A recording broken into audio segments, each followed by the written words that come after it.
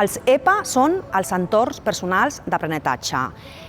No deixa de ser una metodologia d'aprenentatge informal, d'aprenentatge continu i d'aprenentatge col·laboratiu que fa servir eines tecnològiques, fa servir fonts d'informació i xarxes del web 2.0. Crear un EPA pot interessar gairebé qualsevol tipus de persona, persones que es troben en procés de recerca de feina o que volen un canvi professional o una reinvenció professional. Aquestes persones poden desenvolupar un EPA, per exemple, per reciclar-se o per buscar nous sectors emergents o productius en els que puguin tenir interès. Persones que estan treballant, persones en actiu i que el que necessiten és millorar o perfeccionar alguna habilitat, alguna competència, algun coneixement o bé adquirir-ne de nou. També per a persones que tot just comencen una trajectòria professional, és la primera experiència en l'àmbit laboral i poden desenvolupar, crear un EPA per exemple, crear una xarxa, un networking, persones que estan estudiant, perquè pot complementar el seu pla de formació formal que està realitzant en aquell moment, persones que són autònomes o que tenen la seva pròpia empresa, perquè volen estar a l'última en tendències, perquè volen tenir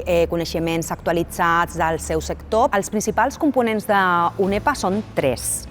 El primer són les eines digitals que tu tries i que tu faràs servir per gestionar aquest aprenentatge. Dintre d'aquestes eines digitals hi ha tres tipus. Tens, per una banda, les plataformes, quina plataforma d'aprenentatge faràs servir per gestionar aquest aprenentatge, aquesta informació.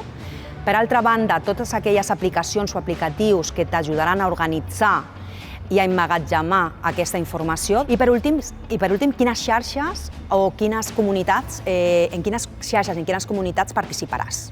Per altra banda, tens els recursos, no? Són els recursos que tu faràs servir per accedir a aquesta informació.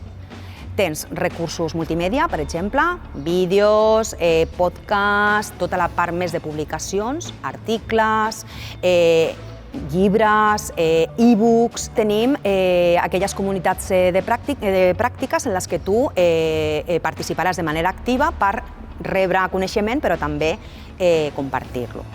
I en últim lloc, i no per això menys important, és la part de persones i xarxes. Aquesta metodologia defensa moltíssim aquesta comunitat col·laborativa de coneixement. És superimportant que no només rebis aquesta informació, sinó que un cop la tens i l'has integrat, la puguis compartir amb altres persones que també la puguin necessitar. Per crear el nostre propi EPA has de tenir en compte tres aspectes. En primer lloc, què vols aprendre?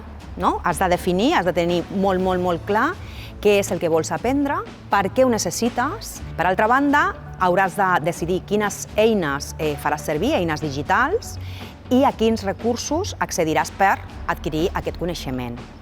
I en últim lloc, la rutina de feina diària, de feina setmanal i fins i tot de feina mensual i anar fent seguiment si estàs complint amb els objectius que t'havies marcat al principi. El que diferencia el EPA d'un procediment o d'una estratègia d'aprenentatge més formal és que els EPA permeten que la persona sigui protagonista del seu propi aprenentatge, ja que és ella qui estableix què vol aprendre, com ho vol aprendre, quan ho vol aprendre i amb qui vol compartir aquesta informació.